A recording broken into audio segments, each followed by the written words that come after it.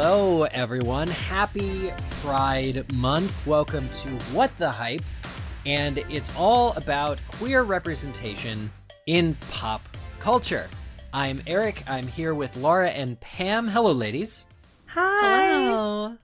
I'm Happy so excited Pride. for this. Yeah. Happy Pride to you. We're happy to be here. Yes, I wore a very fun shirt, the brightest shirt that I own for this. But in addition to that, how I'm celebrating Pride is by inviting onto our show one of my dear friends.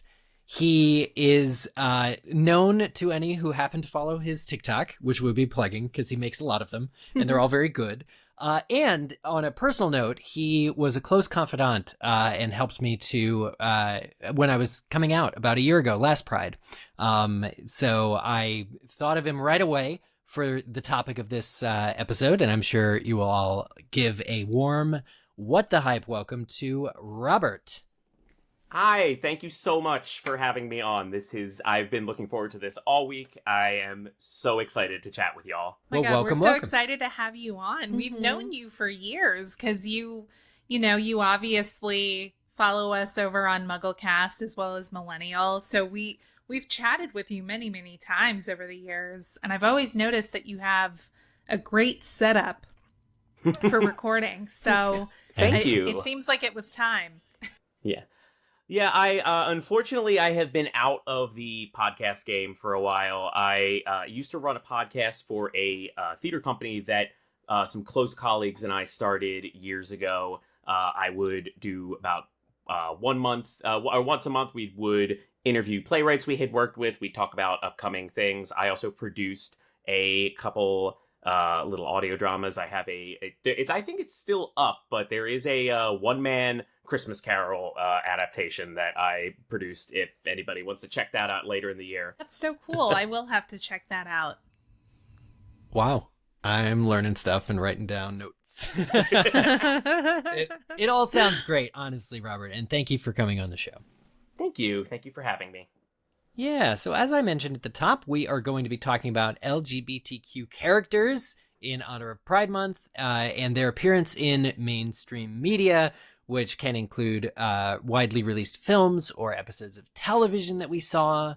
And we're going to be discussing the most impactful, the most hilarious, the most human, what our favorites are, and what it all means to us. And as a matter of fact, I wanted to lead off this discussion with some statistics, only to find that the work had been done for me quite beautifully by GLAAD.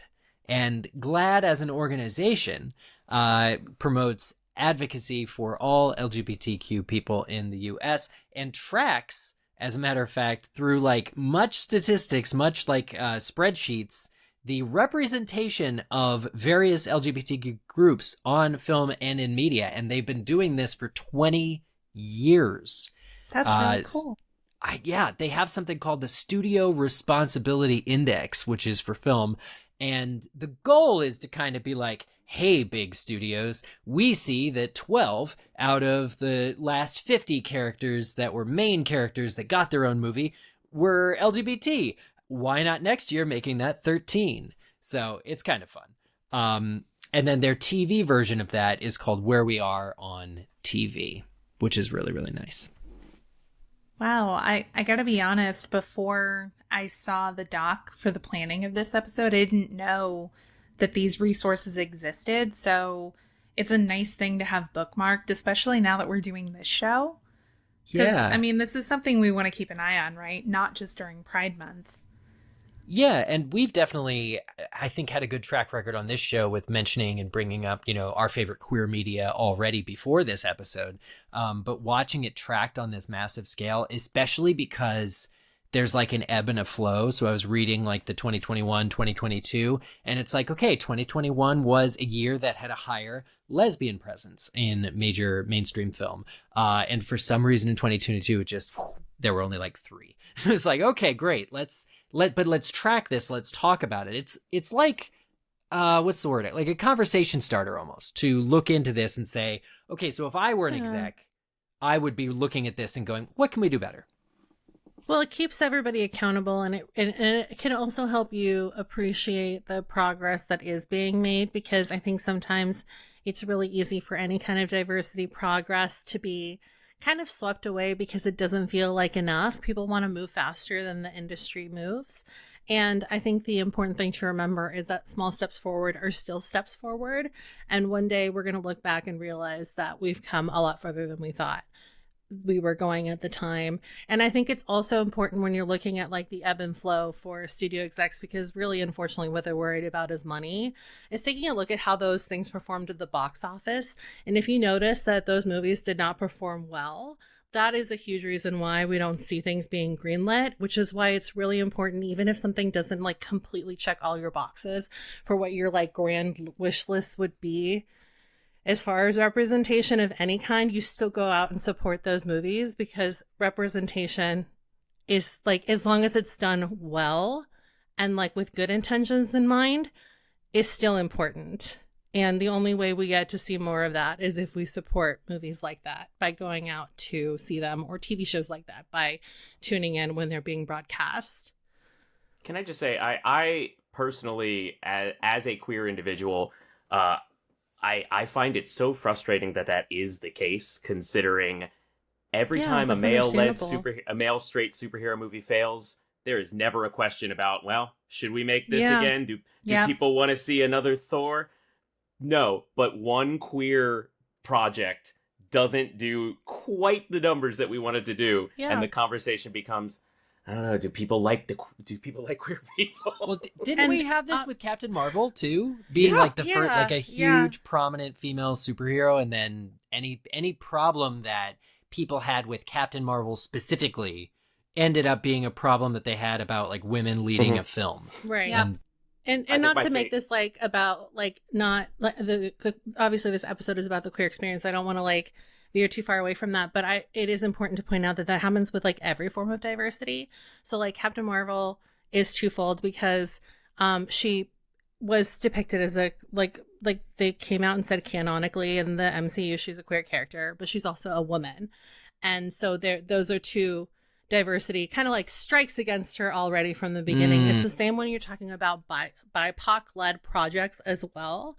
So like a really good example of that is In the Heights, right? An adaptation of Lin-Manuel Miranda's musical of the same name. They got dinged, and rightly so, for being a little bit colorist, albeit accidentally. And I know as somebody that is part of the Hispanic and Latinx community, that rubbed people the wrong way. And I fully understand why, because I know that my community has a problem with being colorist. But at the same time, the only way that we move forward and make sure that people with good intentions get to make movies like that again is that we still go out and support those movies that are predominantly Latinx led. So it's tough. It's a tough, bitter pill to swallow sometimes. And it sucks that we have to play the game that way. But it is the way it is as it stands right now. And so, yeah, it's a double-edged sword for sure. Yeah. No, I mean, I got to say, sitting here listening to y'all talk about this, I'm a big fan of Marvel, and it's no secret that Marvel has been sucking for a while now. It's starting to look up, but it's been sucking for a while now. But there was never any doubt that, the mouse would, sign a check and they would have whatever they needed to give it another go. And it's frustrating to hear y'all talking about an experience where it's like, yeah, we have to kind of be strategic about how we support things so that we at least get things. And that, And that so sucks. You can put people in positions of power to make change. That's the other thing too. Is supporting like directors that can incite more change. So whether that's female directors, whether that's queer directors, whether that's BIPOC directors. So it's important to look at it from a grand scheme. But the nice thing is that like when you look at stuff like going back to GLAAD, they will also track, I believe, like the diversity of the crew as well, which is also super important. So you want to look at the people that are making these things behind the scenes as well, because if you don't have a diverse writer's room, what's the point? You're never going to get diverse stories that are being told on screen. So that's also equally as important. Good point. Yeah. I really like the discussion and where it's going so far. Pam, one of my favorite things that you've said so far has been little steps forward are still steps forward. Because I want to take us back to an era where homosexuality was illegal, and certainly decades before that, it was certainly illegal to show any gay characters on major studio film releases. I would have only been allowed to go out in public halfway. Well, it's a really funny visual. Yeah. Just have half of Robert walking down the street. Yeah. Right. Pay no attention. Not the left side, that's my gay side. Yeah. All right, good. I'm sorry. There's something called the Hays Code, which affected most films from major studios, and it was in effect from 1934 to 1968. So in preparation for this episode, I really kind of wanted to go back, and really thanks to Wikipedia lists for this, to find, what were all of these films that had gay characters in them from, the beginning of film. And there's a list. And come to find, really, that the first such examples of characters were situations where the characters in the movie, they are not explicitly gay. Wow, I just got flashbacks to like how gay will Dumbledore and Grindelwald be for some reason. just like, because there's that quote from David Yates of like, it won't be explicit. It's like, right. Okay, so studios as a thesis statement are still shying away from full-on man two kissing. bros chilling in a hot tub. Yeah, right, 5 feet apart. Yeah, They're not gay. But so here's an example of this from what is it? The Maltese Falcon. Which we have heard of. And it's a Humphrey Bogart movie, and this character played by Peter Lorre, named Joel Cairo, is apparently a gay character, because in the novel upon which the film is based, he's straight up referred to in the writing as queer and called a fairy. This is omitted from the film, the characters in the film.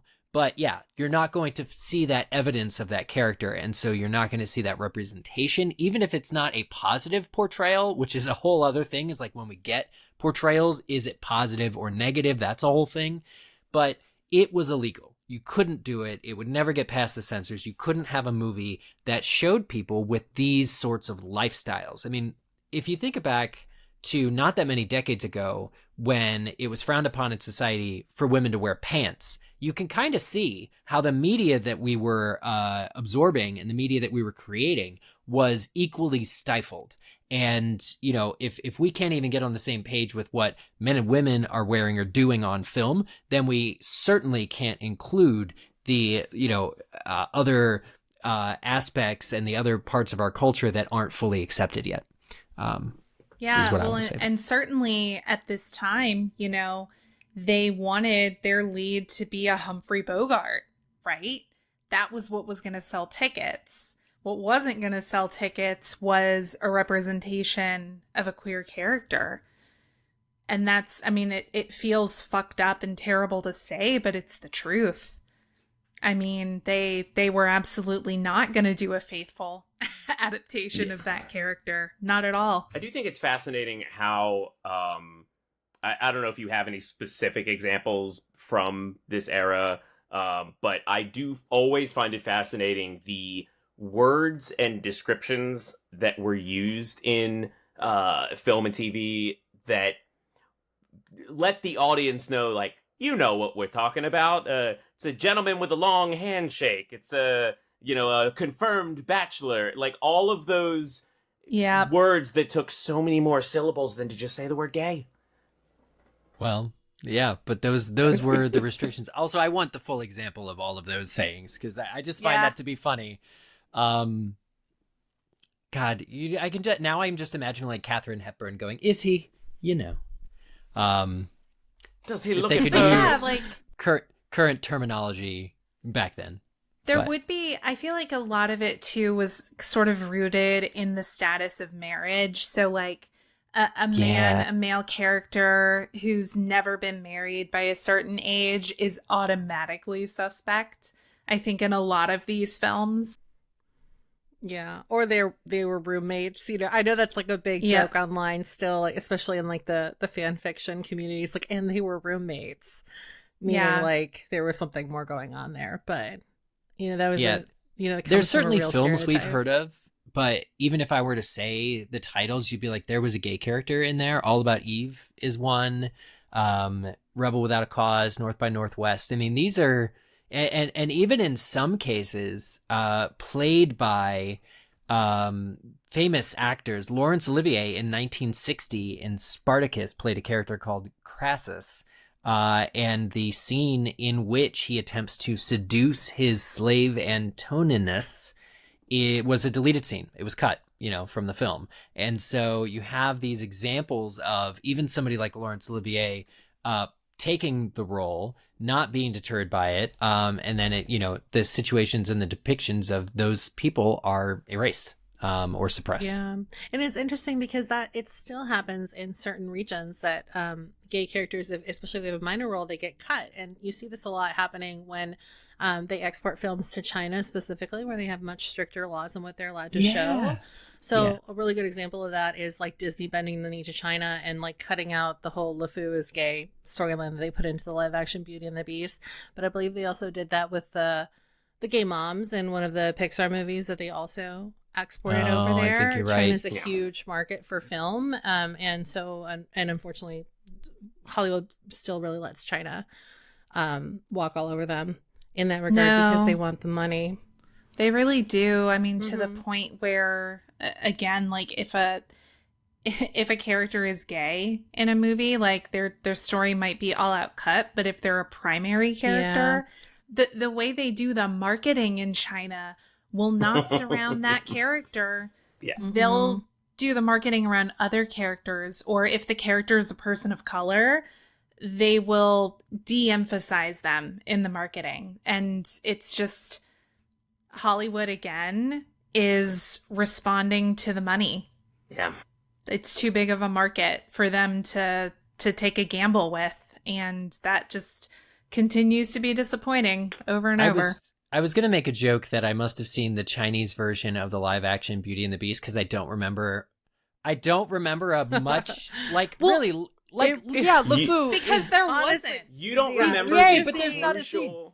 You don't remember the Disney crucial scene at the end where he dances with a man for 8 seconds? No, sorry, 2 seconds. 2 seconds. Because this is the funny thing, is we're talking about censorship of a Disney film for a queer character. Disney's track record on queer representation, Glad could write a novel about it every year, So but that's why it's so funny that they will like cut 2 seconds of an implication, essentially. Yeah. I think I remember it had gotten so much of a self-owned joke by the time Jungle Cruise came out, which from what I remember actually had a full conversation with a character where he like legitimately says like, I was in love with a man, that was not the type of like, yes, the language is a little flowery because it's set in like the 1800s, but there's a full conversation with a character saying, this is not I don't have money anymore because this is not the person that my family wanted me to marry because my interests lie elsewhere. But by that point, it had become such a joke by that point that I remember, I think it was like BuzzFeed or ClickHole or someone put out an article of like the top 5 first ever gay Disney characters. And it was like every character that had been marketed as this will be the first openly gay character in a Disney film. So there was LeFou, there was the mom from that one scene in Finding Dory, all these other things. There was Star Wars. Mm-hmm. Oh yeah, the little background kiss. That's right. Yeah, the background kiss. Oh my god, they kissed for 0.5 seconds. Cruella de Vil's coat is pretty gay. Well, just imagine how long they patted themselves on the back for all of those, though. Okay. So, however, I do wish to point out, we're having fun, being a little critical of representation. The door is swinging, the arc is bending. We are seeing progress. There have been small steps, 100%. much fewer large steps than you would have hoped in 50 or 80 years of cinema history. But it is bending. It's not as straight as it used to be. There you go. But that said, so just as kind of traversing across the decades here, I do want to mention some firsts. And by 1970, so we talked about the Maltese Falcon in the 40s. And by 1970s, in 1970, the film The Boys in the Band, which was recently remade, it's a U.S. release film, and it's the first Hollywood film in which all of the principal characters are homosexual. In 30 years, they did that. Like, not just one lead or one principal character, one character with like decent screen time, but all the main characters are gay.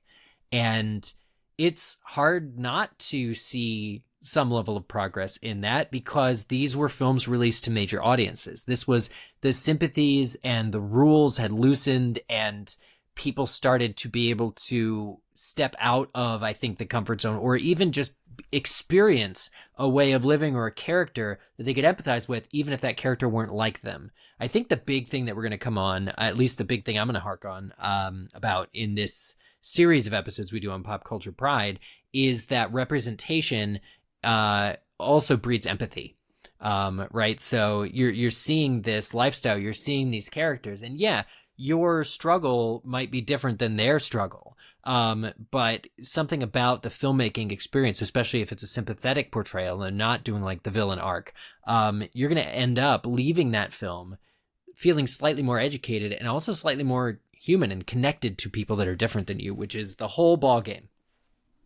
Yeah, I agree. And I think, I know we're going to talk about some specifics here in a few moments, but I think about Will and Grace, the TV show, as being an example of that for our generation. Like, I didn't really watch it growing up, but I knew of it, and I knew a lot of people who did. And I think for a lot of people in our age group and their parents who maybe didn't have gay friends or family members, I think it really did move the needle on normalizing and getting us that much closer to things like marriage equality. Like, I think Will and Grace was another example of art helping to move the needle socially. Yeah, and I mean, that on TV is a good example, Will and Grace, but even going back to the 70s again with Three's Company, so the plot of that show revolves around the main male lead pretending to be gay, and it's specifically because his roommates, the two women that are in the show, he's not allowed to live with them because they're all unmarried. So if you want to talk about the complete juxtaposition of cultural and like religious norms of, the landlord, Stanley Roper, won't let unmarried adults live together, a man and a woman. And so, but it's okay because they convinced the landlord that he's gay. And it's like, okay, but there you go in terms of representation, or, a gay person this is a way that it is possible to be, and it's accepted enough that we're going to mention it in casual conversation and then have it be a major plot point of a show that ran for 7 seasons or 8 seasons. Definitely. And if you wouldn't mind me adding on to that from that era, because I have something to throw in from the 90s in a moment, but sticking with the 70s, I think we owe a lot to, is anyone here familiar with the TV and film producer Norman Lear? I've heard of him. Yeah, so yes. Norman Lear passed in 2023 at 101. Long enough to see a few of his famous episodes of his shows actually get remade and performed live on ABC. But he's best known for All in the Family, and its spin-off, and many spin-offs, Maude, The Jeffersons, all of those. And he was very, very vocal about talking about identities and policies and politics that people didn't want to touch. He is, I think a lot of people credit him as having one of the first very positive depictions of a trans character. Now, this was played by a cis actress because it was the 70s, but there's a whole episode of The Jeffersons where George's old war buddy comes back to visit, and this person is described as, oh, he was my bro, and we were always playing pranks on each other and whatever. And when this woman shows up at the door and says, this is who I am now, it takes him a long time to accept it. And they really depict her as, hey, this is the same person that you know. I'm your friend. I'm the person who had all these experiences. I just want to be called this now and look like this. And to do that in the 70s was insane and unheard yeah. of. I didn't know about that. No, I didn't either, and I'm absolutely going to boot that up. I'll find that episode for you later. Thank you. When we talk about the 60s, 70s, I'm thinking of, all of the civil rights and all of the push for liberation and that we got across the board, leading into a culture of television that seems altogether more permissive. That said, by way of, because you teed up your thing about the 90s, Robert, I know that you're a big Simpsons fan. That is correct. I wanted to ask you before we move on with the discussion, what is your take on some Simpsons episodes that you know? So I am quite fond of, as I would say most Simpsons fans are, there is a significant chunk of the series that is still running. I believe they're going into season 40 pretty soon. But yeah. I'd say most fans think of the first 8 seasons plus a few kind of add-ons as kind of what's known as the golden era. And it was known back then for doing a lot of things and pushing a lot of boundaries. The main reason for that was, and not a lot of people know this about the show, but The Simpsons had a very unique and unheard of deal that producer James L. Brooks was able to negotiate, in that they did not need to take any notes from the network. So they were free to do pretty much anything they wanted.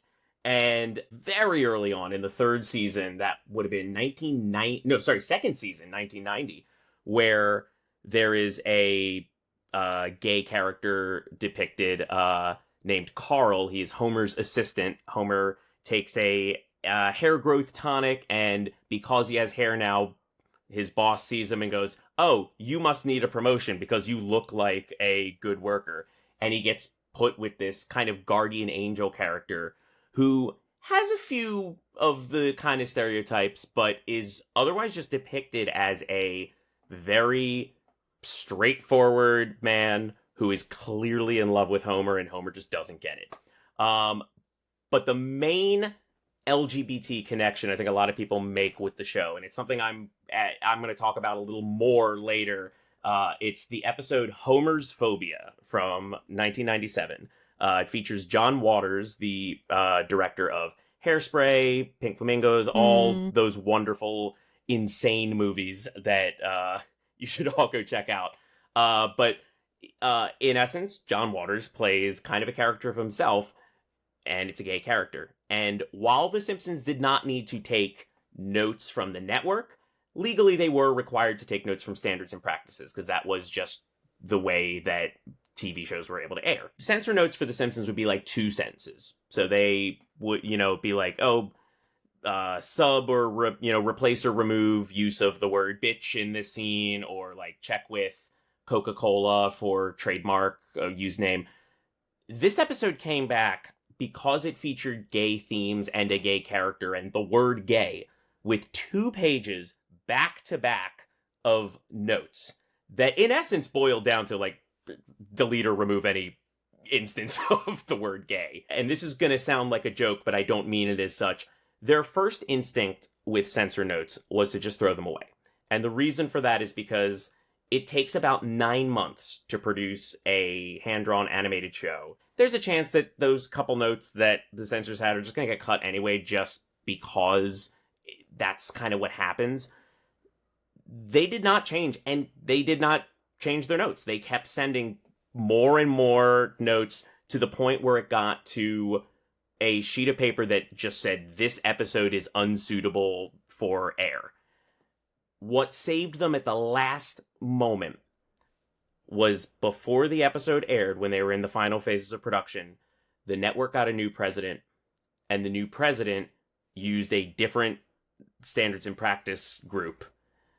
They resubmitted the episode to this new group. They got back one sentence: this episode is suitable for air. So It was literally just about politics of the group they were using. 1997. Man. And the best part of it, and I'm going to recommend this episode to everyone, but if you go and watch that episode, there is a very, very intentional production point that every single time you see someone in a car, no one is wearing a seatbelt. The reason for that is seatbelts would be a censor note normally. They intentionally did not include any scenes of anyone wearing a seatbelt to see if they would get a note on it. They got note after note after note about a gay character, nothing about people. Well, sometimes 3 in a row, like in the front seat, crammed together. This is I mean, if genius. they have 3 gay people in a row, that's clearly a way bigger unheard problem. of. You're going to give me a heart attack. Listen, that's the other thing that I think the producers did that was really smart, which is put different people, like, don't continue to do business with that standards and practices group, right? And I don't know if the president or Fox did it for that reason, but it makes perfect sense. That's how you respond to that. So we are going to be talking a lot more about queer pop culture after these words from our sponsors.